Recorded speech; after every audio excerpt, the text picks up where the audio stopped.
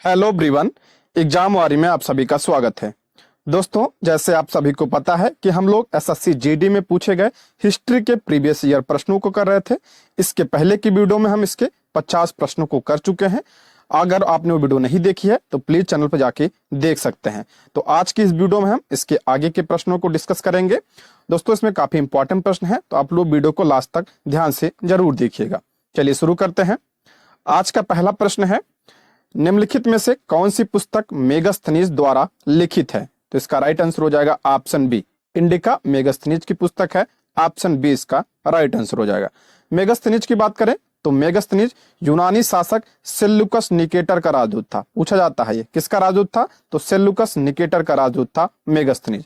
और ये किसके समय में भारत आया था? तो चंद्रगुप्त मौर्य के समय में यह भारत आया था। और इसकी पुस्तक का नाम क्या है? इंडिका। ठीक है। अगर हम बात करें नेचुरल हिस्ट्री, नेचुरल हिस्ट्री किसकी रचना है? तो ये आपका प्लिनी की रचना है। अर्थशास्त्र जो है किसकी रचना है? तो अर्थशास्त्र जो है ये चाणक्य की रचना है। सभी को पता है किसकी है? तो चाणक्य की रचना है अर्थशास्त्र। और पेरिप्लस ऑफ द इरिथ्रियन सी किसकी रचना है? तो ये आपका विलियम एच स्कॉफ की रचना है, पेरिप्लस ऑफ द इरिथ्रियन सी। ठीक है।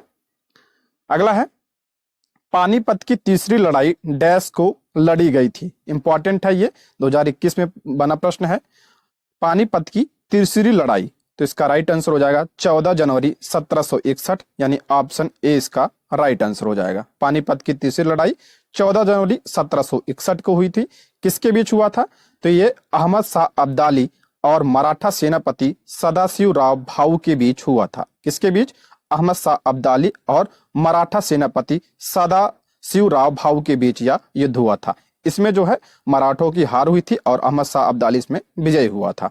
अगर हम बात करें पानीपत के प्रथम युद्ध का, तो पानीपत का प्रथम युद्ध कब हुआ था? 1526 में हुआ था। किसके बीच हुआ था? तो बाबर और इब्राहिम लोदी के बीच हुआ था 1556 में। पानीपत का द्वितीय युद्ध 1556 में हुआ था। किसके बीच हुआ था? तो अकबर और हेमू के बीच यह युद्ध हुआ था। अगला है आपका प्लासी का युद्ध। प्लासी का युद्ध कब हुआ था? 1757 में हुआ था। बंगाल के नवाब सिराजुद्दौला और अंग्रेजों के बीच हुआ था ये। और बक्सर का युद्ध मीर कासिम की संयुक्त सेना और अंग्रेजों के बीच हुआ था 1764 में। ये सब भी ध्यान रखिएगा, पूछा जा सकता है, इंपॉर्टेंट है। अगला है, डैश स्थापत्य कला की एक शैली है जिसमें नागर और द्रविड़ शैली के तत्वों का समावेश है। नागर और द्रविड़ शैली के तत्वों का समावेश किसमें है? तो आपका वेसर शैली में है। ऑप्शन क्या हो जाएगा? सी इसका राइट आंसर हो जाएगा। वेसर शैली जो है स्थापत्य कला की एक शैली है। व्याख्या देखते हैं। वेसर स्थापत्य कला की एक शैली है जिसमें नागर और द्रविड़ शैली के तत्वों का समावेश है। भारत में मंदिर स्थापत्य की दो प्रमुख शैलियां हैं, उत्तर में नागर शैली और दक्षिण में द्रविड़ शैली। ये ध्यान रखिएगा, इंपॉर्टेंट है। उत्तर के जो मंदिर हैं वो नागर शैली में बने हैं और दक्षिण के जो मंदिर हैं वो आपका द्रविड़ शैली में बने हैं।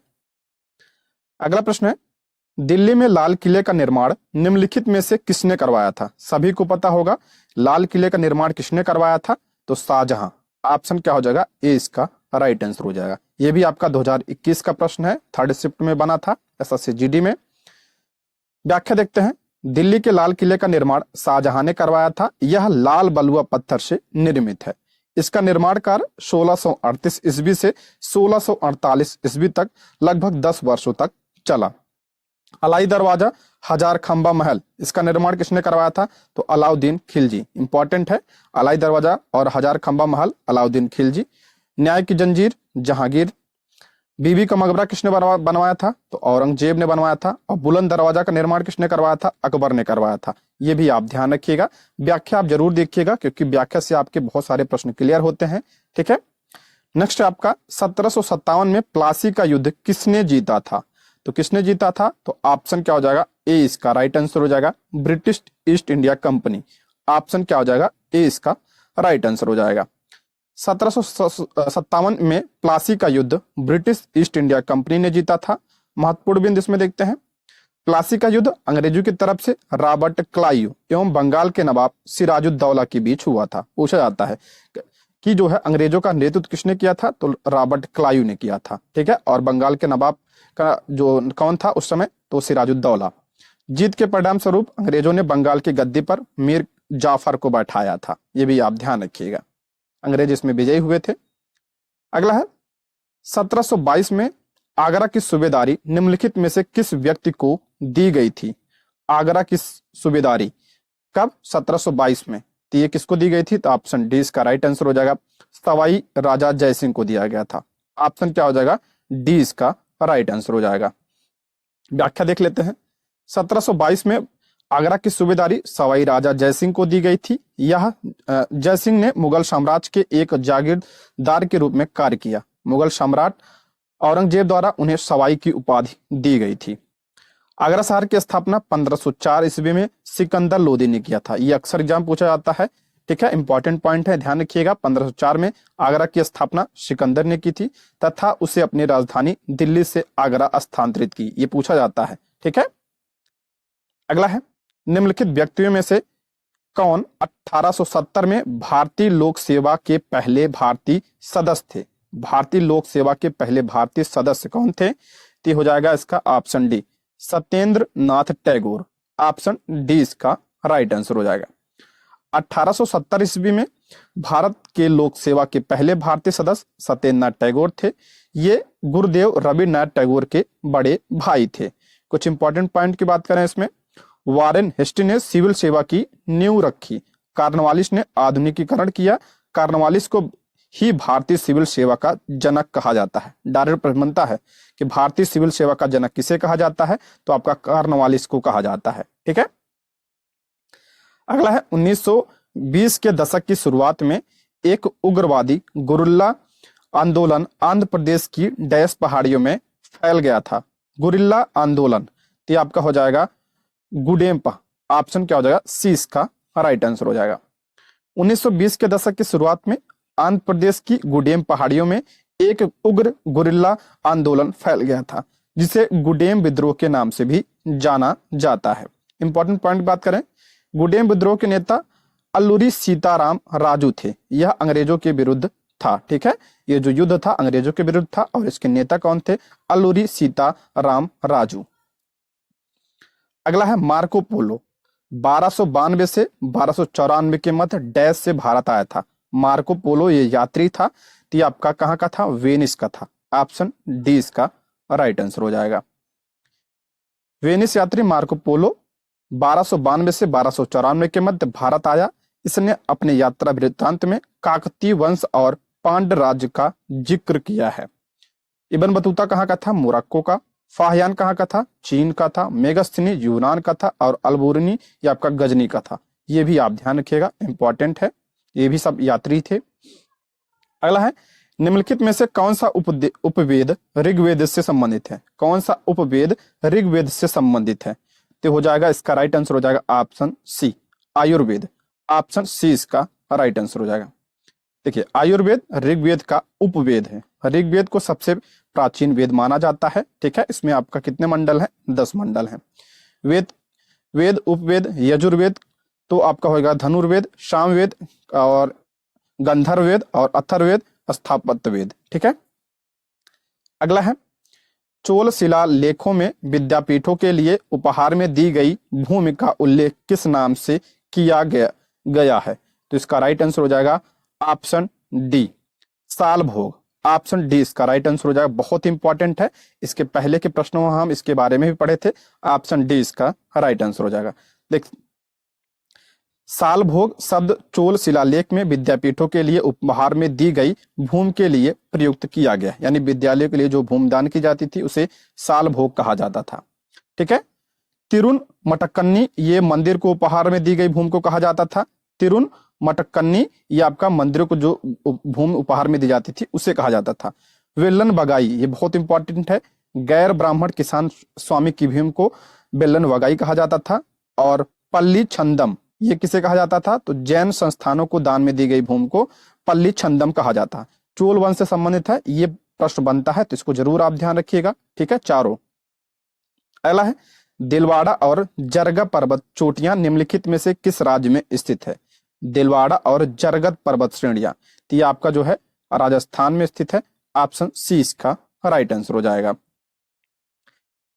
दिलवाड़ा और जरगा पर्वत चोटियां राजस्थान राज्य में स्थित है। दिलवाड़ा में ही प्रसिद्ध जैन मंदिर स्थित है। आपने सुबह सुना होगा दिलवाड़ा का जैन मंदिर, ये राजस्थान में है।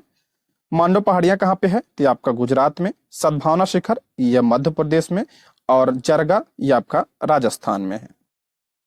अगला है 712 ईस्वी में भारत पर हुए अरब आक्रमण का नेतृत्व डैश ने किया था। 712 में जो आक्रमण हुआ था अरबों का, किसके नेतृत्व में? तो आपका मोहम्मद बिन कासिम के नेतृत्व में। ऑप्शन बी इसका राइट आंसर हो जाएगा। 712 ईस्वी में भारत पर हुए अरब आक्रमण का नेतृत्व मोहम्मद बिन कासिम ने किया था। मोहम्मद बिन कासिम भारत पर आक्रमण करने वाला प्रथम अरब था। 20 जून 712 को कासिम और राजा दाहिर के बीच युद्ध हुआ, जिसमें दाहिर पराजित हुआ। पूछा जाता है प्रथम अरब आक्रमणकारी कौन था? तो आपका मोहम्मद बिन कासिम। कब आक्रमण किया था? 712 ईस्वी में। ठीक है, आगे देखते हैं। बाल गंगाधर तिलक को वैलेंटाइन चिरोल द्वारा डैश के रूप में वर्णित किया गया था। तो इसका राइट आंसर हो जाएगा ऑप्शन बी। भारतीय अशांति का जनक कहा था वैलेंटाइन चिरोल ने किसे? बाल गंगाधर तिलक को। ऑप्शन बी इसका राइट आंसर हो जाएगा। कुछ और पॉइंट की बात करें, शांत प्रिय व्यक्ति किसे कहा गया? लाल बहादुर शास्त्री को। क्रांतिकारी विचारों के जनक तो आपका बिपिन चंद्रपाल को। और भारत का वयोवृद्ध पुरुष किसे कहा जाता है? तो दादा भाई नौरोजी को कहा जाता है। ये ध्यान रखिएगा, मोस्ट इंपॉर्टेंट है।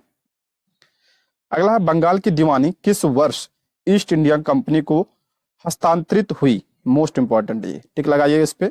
बंगाल की दीवानी किस वर्ष ईस्ट इंडिया कंपनी को हस्तांतरित हुई? तो ये आपका 1765 ईस्वी में। कब? 1765। ऑप्शन सी इसका राइट आंसर हो जाएगा।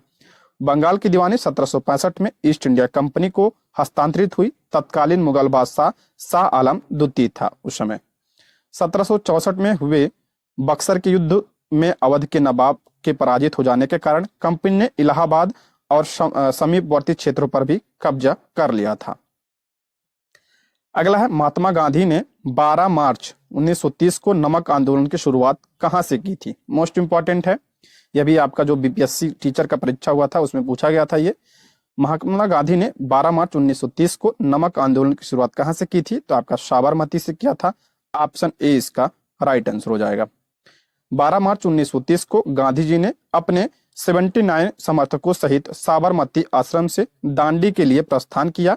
24 दिन बाद 6 अप्रैल 1930 को दांडी पहुंचकर गांधी जी ने नमक कानून को तोड़ा और सविनय अवज्ञा आंदोलन की शुरुआत की। डायरेक्ट प्रश्न बनता है कि जो है दांडी मार्च यानी नमक आंदोलन कब शुरू हुआ था? तो 12 मार्च को शुरू हुआ था और 6 अप्रैल 1930 को जो है यह समाप्त हुआ था, और इसी दिन नमक कानून को तोड़ा था गांधी जी ने। अगला है निम्नलिखित में से किसने हैदराबाद की चार मीनार का निर्माण करवाया था? हैदराबाद में जो चार मीनार है इसका निर्माण किसने करवाया था? तो ऑप्शन डी मोहम्मद कुली कुतुब शाह ने इसका निर्माण करवाया था। ऑप्शन डी इसका राइट आंसर हो जाएगा।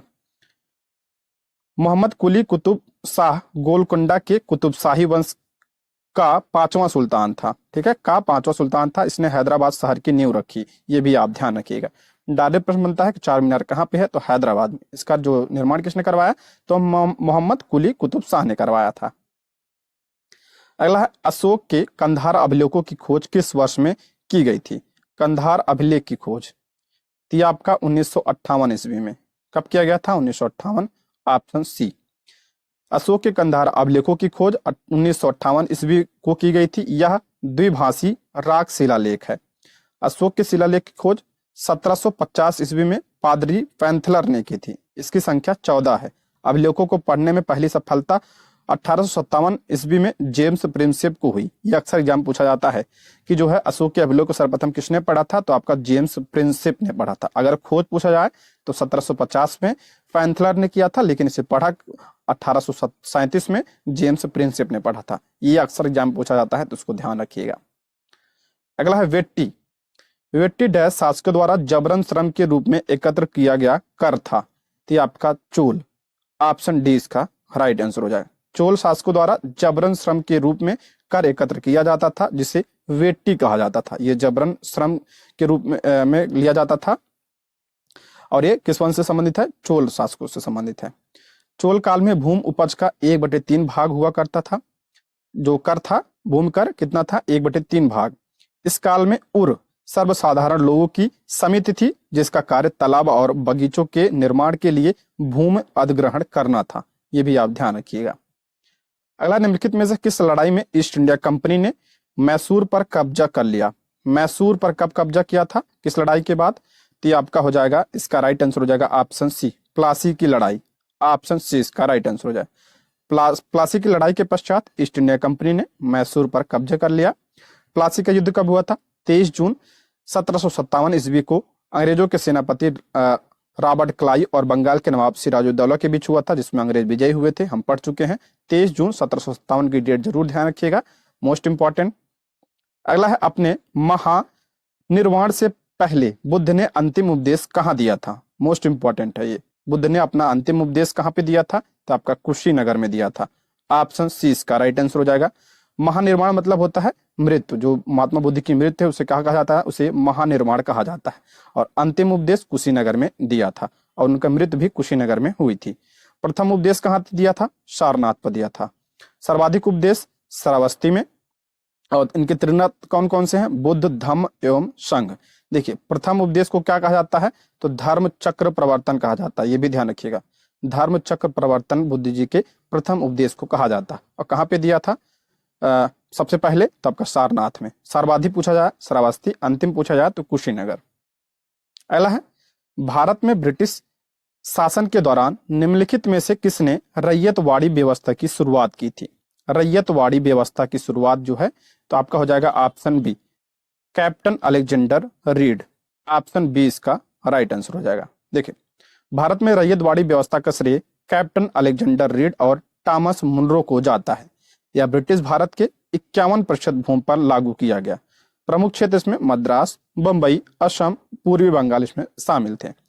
अस्थायी बंदोबस्त की शुरुआत किसने की थी? कॉर्नवालिस ने। और महालवाड़ी तो हाल्ट मैकेंजी। तीनों ध्यान रखिएगा, इंपॉर्टेंट है। अगला है, मोहनजोदड़ो से मिले महास्नानागार को डैश की परत चढ़ाकर जलरोधी बनाया गया था।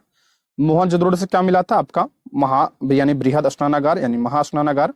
तो हो जाएगा ऑप्शन इसका सी, इसका राइट आंसर हो जाएगा प्राकृतिक चारकोल। ऑप्शन सी इसका राइट आंसर हो जाएगा।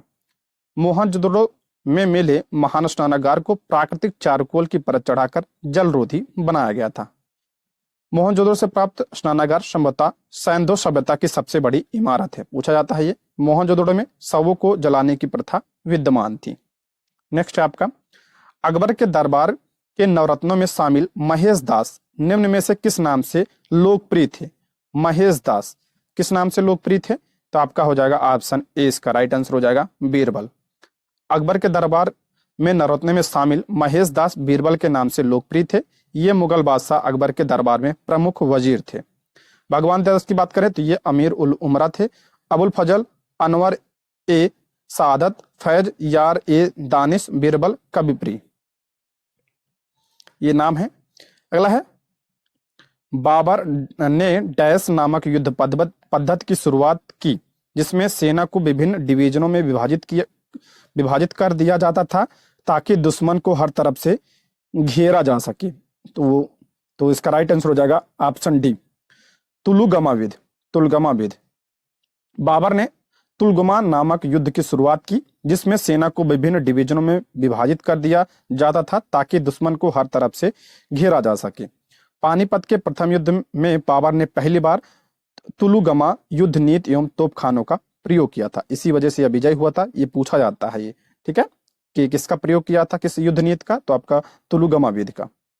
अगला है, मुगल सम्राज्ञी नूरजहां द्वारा उसके पिता की याद में बनाया गया उतमाउद्दौला का मकबरा डैश में स्थित है। उतमाउद्दौला का मकबरा कहाँ पे? ये आपका आगरा में स्थित है। ऑप्शन ए इसका राइट आंसर हो जाएगा। नूरजहां द्वारा उसके पिता की याद में बनवाया गया उतमाउद्दौला का मकबरा आगरा में स्थित है। ईरानी निवासी मिर्जा ग्यास बेग की पुत्री नूरजहां का वास्तविक नाम मेहरुन्निसा था। विवाह के पश्चात जहांगीर ने उसे नूरमहल एवं नूरजहां की उपाधि प्रदान किया था। ये भी आप ध्यान रखिएगा, वास्तविक नाम मेहरुन्निसा था और जो है जहांगीर ने उपाधि दी थी नूरमहल एवं नूरजहां की। अगला है, राजा आम्भी कहाँ के शासक थे? राजा आम्भी जो है कहाँ के शासक थे? तो ये आपका तक्षशिला के शासक थे। ऑप्शन बी इसका राइट आंसर हो जाएगा। आम्भी ने 326 से 27 ईसा पूर्व में तक्षशिला पर शासन किया। सिकंदर के आक्रमण के समय तक्षशिला में इन्हीं का शासन था। ठीक है, अगला है सूफी उस्ताद अपनी सभाओं को अपनी खानकाहों में आयोजित करते थे जिसे डैश कहा जाता था। तो उसे ऑप्शन 20 का राइट आंसर हो जाएगा धर्मशालाएं। ऑप्शन 20 का राइट आंसर हो जाएगा। सूफी उस्ताद अपनी सभाओं को अपनी खानकाहों में आयोजित करते थे जिसे धर्मशालाएं कहा जाता है। सूफी शब्द की उत्पत्ति सूफ शब्द से हुई जिसका अर्थ है ऊन। सूफी संत ऊनी कपड़े पहनते थे। सूफी संतों से शिष्यता ग्रहण करने वाले को मुरीद कहा जाता था। सूफियों का धर्म संघ दो भागों में विभक्त था, बारासारा और बेसारा। नेक्स्ट आपका, अलाउद्दीन खिलजी ने अपने सैनिकों के लिए एक नए सैनिक नगर का निर्माण करवाया जिसका नाम डैश था। तो इसका नाम क्या था? सीरी। ऑप्शन डी इसका राइट आंसर हो जाएगा। अलाउद्दीन खिलजी ने अपने सैनिकों के लिए एक नए सैनिक नगर सीरी का निर्माण कराया। सीरी किला दिल्ली में स्थित है जिसके निर्माण का उद्देश्य मंगोलों के आक्रमण से रक्षा करना था। अलाउद्दीन खिलजी ने घोड़ा दागने और सैनिकों का हुलिया लिखने की प्रथा शुरुआत की थी। ये भी आप ध्यान रखिएगा, घोड़ा दागने और सैनिकों का हुलिया लिखने की प्रथा की शुरुआत किसने? तो अलाउद्दीन खिलजी ने किया था। इंपॉर्टेंट है। नेक्स्ट, लाला लाजपत राय डैश के एक सक्रिय सदस्य थे। तो ये आपका जो है आर्य समाज। ऑप्शन क्या हो जाएगा? सी इसका राइट आंसर हो जाएगा। लाला लाजपत राय आर्य समाज के एक सक्रिय सदस्य थे। ये गरम दल के नेता थे। आर्य समाज की स्थापना स्वामी दयानंद सरस्वती ने 1875 ईस्वी में मुंबई में किया था। इसका प्रमुख उद्देश्य वेदों का प्रचार करना था।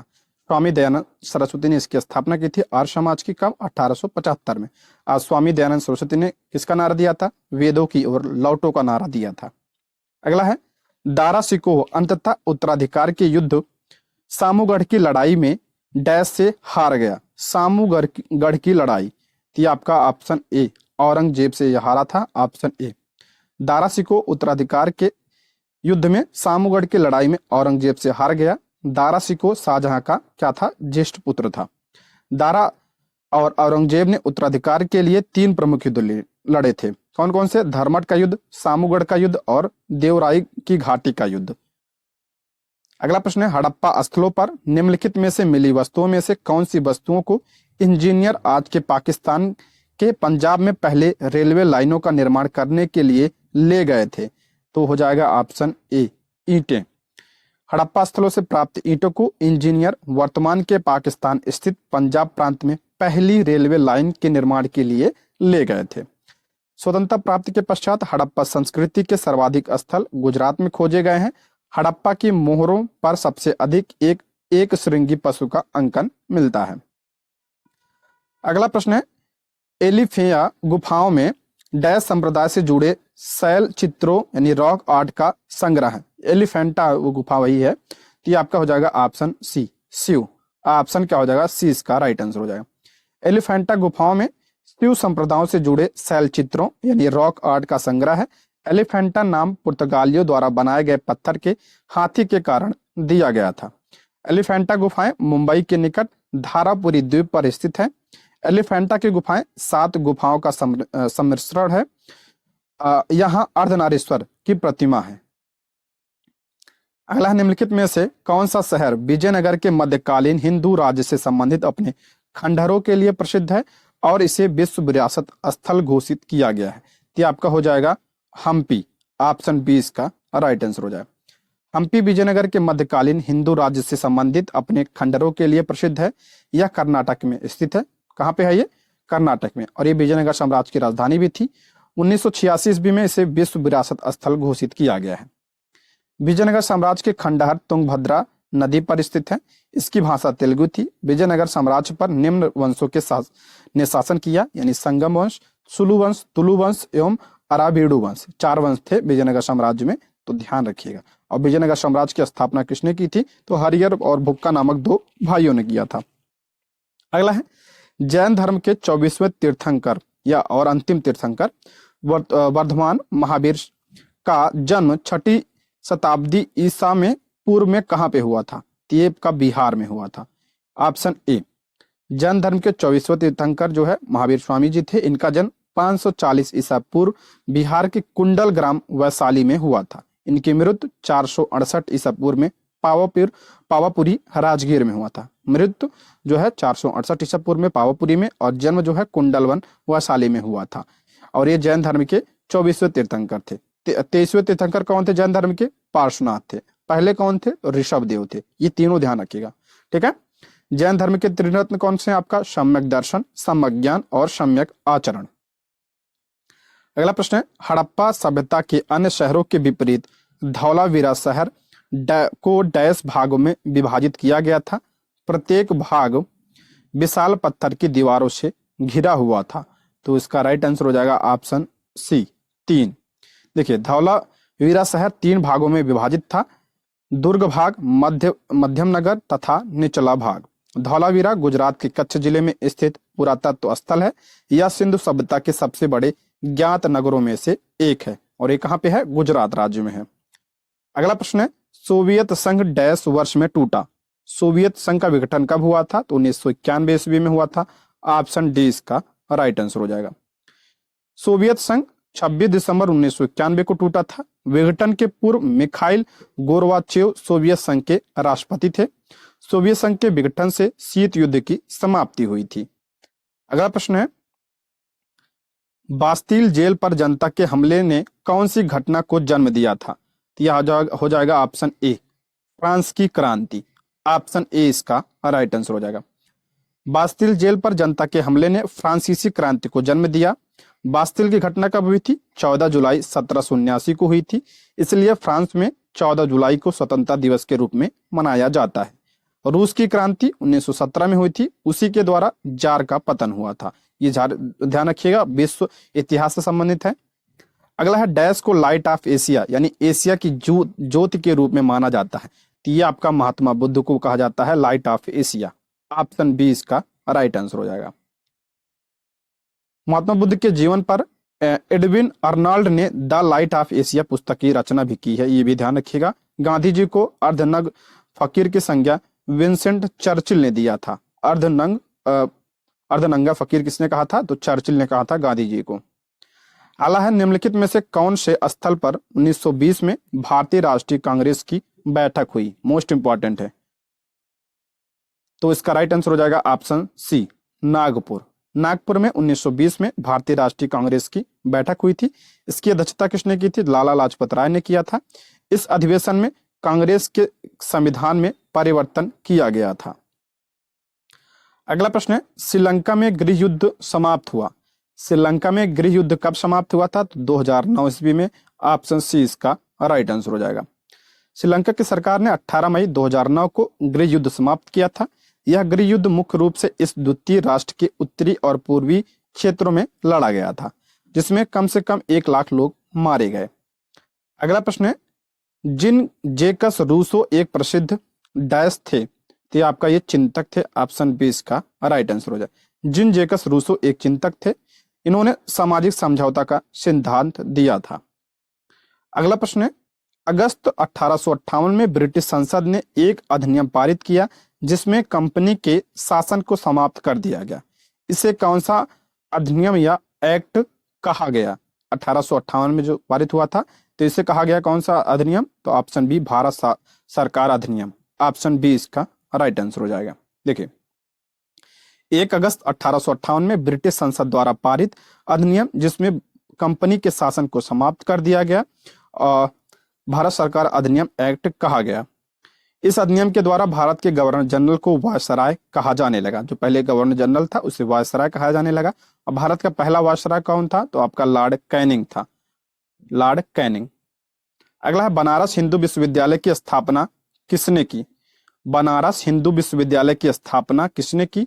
तो आपका ऑप्शन डी, पंडित मदन मोहन मालवीय ने बनारस हिंदू विश्वविद्यालय की स्थापना किया था। इन्होंने बनारस हिंदू विश्वविद्यालय की स्थापना पंडित मदन मोहन मालवीय ने 1916 में किया था। ठीक है, इसकी स्थापना के समय भारत के गवर्नर जनरल लॉर्ड हार्डिंग थे। सर सैयद अहमद खान ने 1875 में ओरिएंटल कॉलेज की स्थापना की। कब? 1875 में ओरिएंटल कॉलेज की स्थापना सर सैयद अहमद खान ने किया था। अगला है 5 मार्च 1931 को संवैधानिक सुधारों की शर्तों पर बातचीत करने के लिए भारतीय राष्ट्रीय कांग्रेस की ओर से मोहनदास करमचंद गांधी ने डैश के साथ उच्च स्तरीय आधिकारिक बैठक में भाग लिया। तो हो जाएगा ऑप्शन बी, लॉर्ड इरविन के साथ। मोस्ट इंपॉर्टेंट, ये पूछा गया अभी बीपीएससी टीचर में, ऑप्शन बी इसका राइट आंसर हो जाएगा।